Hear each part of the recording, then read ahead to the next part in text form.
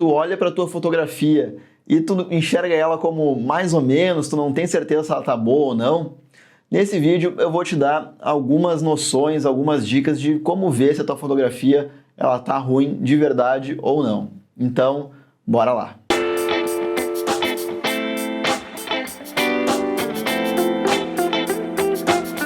Opa, aqui quem fala é o Felipe Calil e eu sou o criador do Jornada da Foto e do método 20 de fotografia, que lá eu te mostro como tu pode criar fotos únicas e desenvolver o teu olhar fotográfico. E também estou sempre aqui no YouTube colocando conteúdos novos. Então, bora lá para o vídeo. A primeiríssima coisa que a gente tem que estar sempre atento nas nossas fotos pode ser com o celular ou pode ser com a câmera mais cara que tu tiver, é ver se a luz está boa ou não. E como é que a gente vê se a luz está boa ou não? Primeiro, tu tem que entender se a luz ela é certa ou não para o teu objeto, para o teu tipo de fotografia que tu quer fazer. E não existe um tipo de luz correto para vários tipos de fotografia. Por exemplo, quando a gente quer fotografar fotografias em preto e branco, fotografias com mais contraste, mais textura, a luz do meio-dia, uma luz mais dura, ela vai ser boa, ela vai nos ajudar. Mas essa mesma luz do meio-dia, ela vai ser muito ruim para quem quer fotografar retratos, por exemplo. Então, tu tem que identificar o que tu vai querer fazer na foto para procurar a luz mais ideal. Normalmente, o que muita gente faz é esperar pela Golden Hour, que é uma luz mais suave, uma luz de tom mais amarelado, mais dourado, que ela serve para uma variedade de estilos de fotografia, mas nem sempre é ideal para o que tu está querendo fazer. Como outro exemplo, se quer fotografar arquitetura e mostrar as linhas do prédio, as linhas retas bem definidas, não vai ser uma luz suave que vai te ajudar, ela vai ter que ser uma luz um pouco mais dura. Ou se tu quer mostrar a textura de alguma coisa, de alguma superfície, tem que ser uma luz mais dura. Tudo isso aí tem a ver com tu saber entender o que a tua foto precisa e também tu adequar a luz que tu está tendo no momento para chegar nesse resultado. Então, primeiríssima coisa, descobrir qual luz é ideal para o teu objeto. O segundo motivo por que tuas fotos estão mais ou menos é porque tu não planeja elas. Sim, a fotografia precisa de planejamento. Nem que seja, como a gente já falou, da luz ou da previsão do tempo. Saber se o dia hoje vai estar nublado ou vai estar ensolarado vai nos ajudar para descobrir como é que vai estar a luz naquele dia. Se eu estou fazendo um retrato na praia, às vezes eu quero uma luz mais dura, às vezes eu quero uma luz mais suave. Vamos fazer o seguinte exemplo aqui, uma fotografia de retrato. São duas empresas, uma é roupa de outdoor, de camping, esse tipo de atividade, e outra é uma fotografia de uma marca de roupas de luxo, por exemplo. E as duas têm necessidades diferentes. A do outdoor, ela vai querer que a fotografia tenha textura, que ela tenha movimento, que ela tenha ação, que ela englobe todo o pensamento por trás das roupas que a marca tem. Então, se tu vai fotografar para o cara do acampamento, imagina que tem que ser um dia bonito, um dia com poucas nuvens, com céu, que seja convidativa, que chame a pessoa a comprar as roupas. Ninguém vai querer comprar se o cara tá lá no meio da chuva. Até vai, se é uma propaganda, eu não sei, o cara pediu uma propaganda para a capa de chuva dele impermeável. Aí sim, tu vai querer uma chuva torrencial assim e o cara lá com a capa de chuva. Mas vamos com o exemplo de que ele vai sair para uma caminhada num dia bonito. Então tem que estar um dia bonito. Então tem que ter esse tipo de planejamento. Já a fotografia de uma marca de luxo, por exemplo, normalmente elas pedem uma fotografia mais suave, certo? Com toque, texturas mais suaves, para mostrar o quão suave é a roupa, por exemplo, ou quão confortável é a roupa. E tudo isso aí são luzes diferentes, para tipos de previsões de tempos diferentes, se vai estar nublado ou não, tudo isso aí influencia. Então, o planejamento. E até fotografia de paisagem, por exemplo. Tem que saber se aquela cachoeira que tu quer fotografar, se ela é melhor para ser fotografada no início da manhã, no fim da tarde, se ela está numa caverna, né? Se é uma região, até que horas bate o sol, até que horas entra a luz naquela caverna. Enfim, tudo isso aí é o planejamento. Tu saber que horas o sol se põe, qual é o melhor horário, tudo isso aí tá nesse bolo aí, digamos assim. E essa próxima dica aqui, ela é bem fácil de ser consertada. Se tu usa o modo RAW da tua câmera, tu fotografa em RAW, E hoje em dia até os celulares eles já têm esse modo habilitado, os celulares mais de ponta, e se não tem, tu pode baixar o aplicativo da Adobe, o Adobe Lightroom, que ele tem um módulo lá de câmera que te permite fotografar uma foto menos comprimida, certo? E aí tu vai ter um pouco mais de flexibilidade para editar ela. Então como é que funciona esse balanço de branco? As luzes de diferentes tipos, de diferentes fontes, têm cores diferentes. Por exemplo, uma luz fluorescente, essas de escritório, ela é uma luz branca, mais azulada. Já uma luz incandescente, uma luz de velas, ela é mais amarelada, como uma luz de uma fogueira, por exemplo, também é mais amarelada. E existem toda aquela gama de luzes entre elas. O nosso cérebro, ele se adapta. Então, tudo que é branco, e se a gente coloca uma luz mais amarelada, o nosso cérebro vai entender como aquilo sendo branco. Agora, se a gente colocar uma luz mais azulada, o nosso cérebro também vai entender, ele vai automaticamente mudar isso aí e dizer que aquilo lá é um branco. Só que a nossa câmera não vê dessa maneira. E o balanço de branco serve justamente para isso, para tu dizer para tua câmera, olha, eu quero que essa parede aqui atrás de mim seja branca. Então, a câmera vai ajustar esse equilíbrio para chegar no branco mais real possível, caso seja isso que tu queira fazer. E como eu te falei, no modo RAW, tu tem essa facilidade, é só mudar um slider ali, um botãozinho, tu muda um pouquinho para o lado, para o outro, tu consegue corrigir a cor da foto, certo? Ou a tua foto ela tá ficando muito borrada, ela não está com nitidez suficiente. Existem várias razões para acontecer isso, mas a maior delas é que a tua velocidade do obturador ela não está numa velocidade rápida o suficiente para capturar o movimento. Aqui nessa cena que vocês estão me vendo, eu não preciso de uma velocidade muito alta, porque eu estou sentado numa cadeira, parado, conversando com vocês. Agora, se eu fosse usar essa mesma velocidade num jogo de futebol, por exemplo, ou numa corrida de carro, eu ia registrar todo o movimento.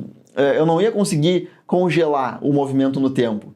Então, talvez seja isso o que tu não esteja conseguindo. Normalmente, em lugares com menos luz, a nossa câmera ela compensa colocando uma velocidade do obturador um pouco mais lenta, para deixar mais luz entrar na câmera e registrar a imagem. Só que isso pode prejudicar a nossa foto, como a gente já falou, pode deixar ela borrada. Então, aumentar o ISO e tu aumentar também a velocidade do obturador, deixá-la um pouco mais rápida, vai te ajudar a ter fotos menos borradas, caso seja esse que tu queira. E tem também um motivo da tua foto estar nítida demais. Sim, existe isso aí.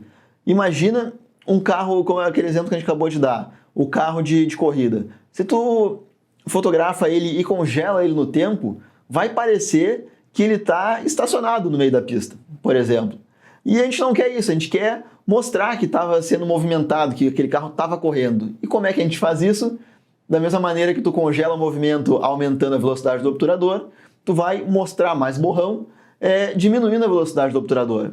Então, nesse tipo de fotografia que tu queira mostrar o movimento, pode ser, já te disse, de esportes, no futebol, pode ser na corrida, pode ser em paisagens, caso tu queira mostrar a água se movimentando, aquele efeito véu de noiva, né, em cachoeiras, ou até as nuvens se movimentando, pode ser feito tu usando uma velocidade do obturador mais lenta, mais longa, no caso. E com isso tu vai deixar tuas fotos um pouco mais interessantes e mostrar o que estava se mexendo, certo? O que não pode é estar toda a foto borrada. Tu tem que ter a foto nítida e só o que está se mexendo borrado. Isso vai te dar uma foto com um grau um pouquinho maior de profissionalismo. Vai chamar um pouco mais de atenção para as tuas fotos. Um exemplo que eu gosto de usar também é inclusive, se tu não conhece esse fotógrafo, que é o Sebastião Salgado, ele é um fotógrafo brasileiro. Olha, acho que é o melhor fotógrafo brasileiro que eu conheço, e é bem famoso também, mas ele tem essa foto na estação de trem que eu acho sensacional, porque ele consegue, por estar mostrando o movimento das pessoas, ele capturar esse movimento, ele mostra o quão frenética é aquela estação, ou a quantidade de movimento, a quantidade de pessoas que transitam por ali. Então fica uma foto muito diferente, muito, na minha opinião, muito melhor do que se ele tivesse congelado o movimento e só tirado a foto das pessoas paradinhas. Ele consegue contar uma história muito melhor só por introduzir um pouco de movimento na foto. E falando em fotógrafos, outro motivo de tu estar com as fotos mais ou menos é que tu tenta imitar os outros fotógrafos.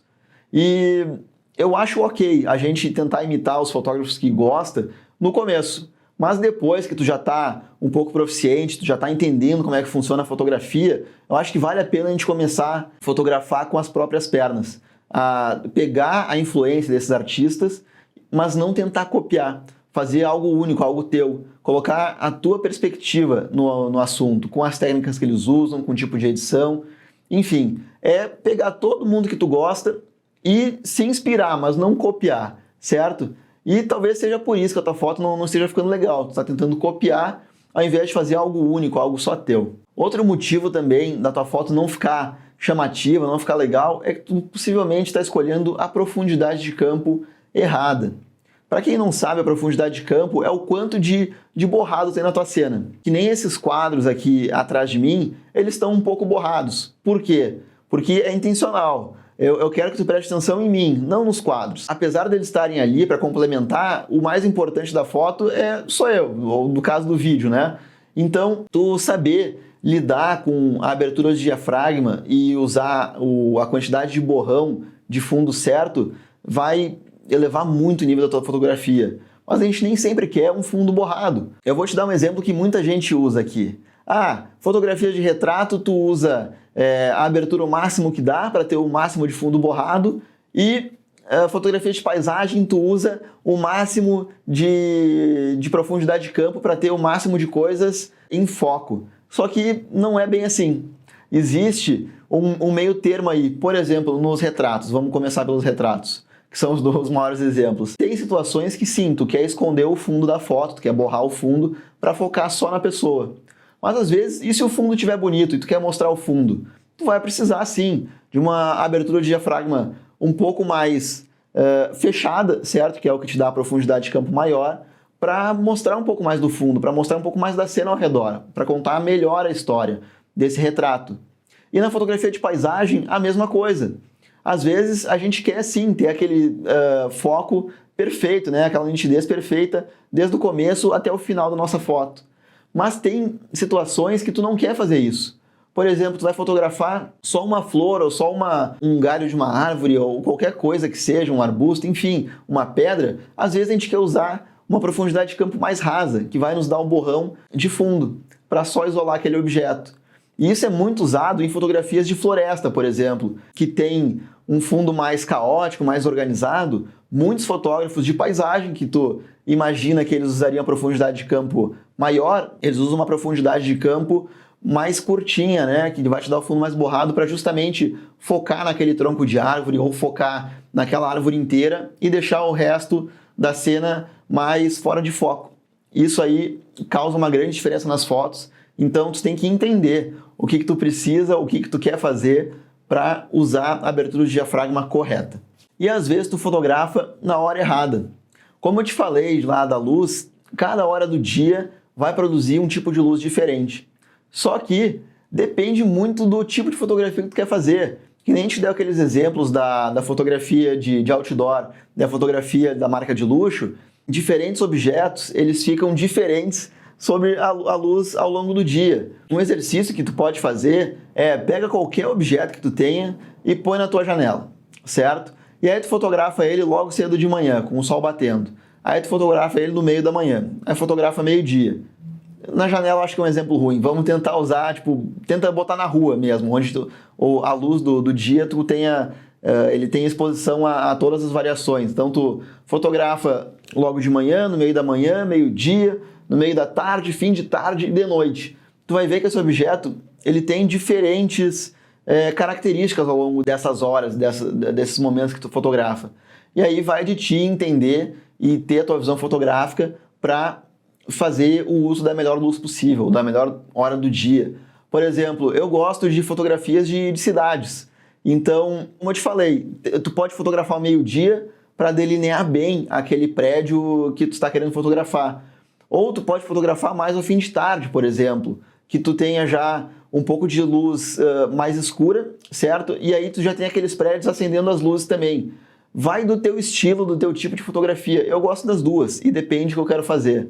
Então, saber escolher o horário certo para fotografar é muito importante também no arsenal de cada fotógrafo.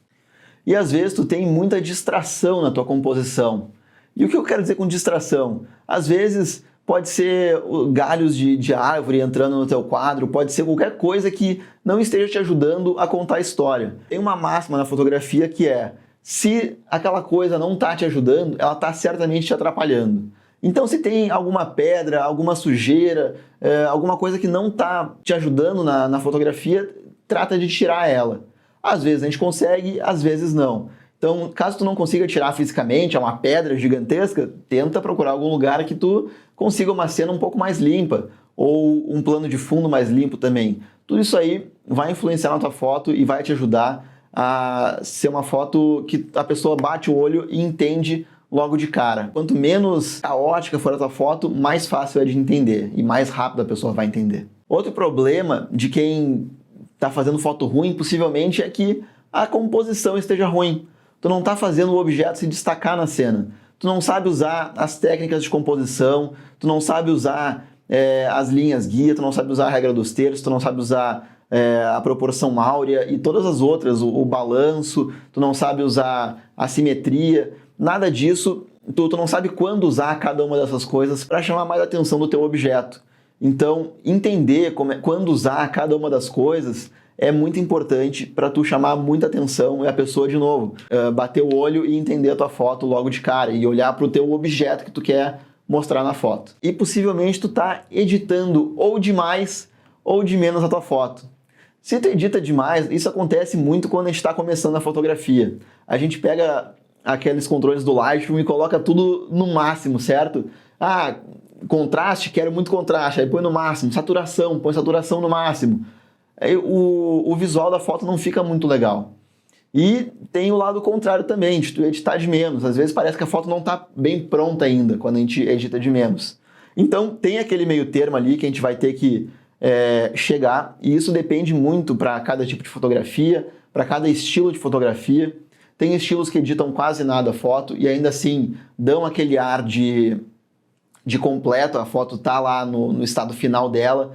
Tem estilos de fotografia que editam muito a foto, que tem várias etapas para chegar na fotografia final. Então tu tem que achar o teu estilo de fotografia e editar o balanço perfeito. Eu estou em constante mudança nesse quesito. Às vezes eu procuro editar de menos, às vezes eu quero editar um pouco mais as fotos. Depende muito do meu humor no dia, mas eu tenho sempre um norte, digamos assim, algumas referências de fotos para tentar editar o mais perto possível, para criar um trabalho mais coeso possível com aquelas fotos. E se tu gostou dessas informações desse vídeo e quer te aprofundar mais, tu quer tirar fotos melhores, quer fazer fotos únicas, eu tenho um método que eu chamo de método 20 para ensinar fotografia, onde eu vou te mostrar toda a parte teórica por trás das fotografias mais famosas, como é que funciona a cabeça desses fotógrafos, o que eles têm de em comum, e também eu vou te mostrar na prática várias técnicas, como tu pode dominar a tua câmera, como tu vai poder fazer as técnicas mais usadas para os tipos de fotografia e como que tu vai editar essas fotos. A gente tem um módulo separado para cada tipo de coisa. Então, se tu te interessou e quer se aprofundar mais, quer aprender, entra no link aqui da descrição e lá eu te falo tudo sobre o método 20 de fotografia. Valeu por ter ficado até aqui, um grande abraço e tchau!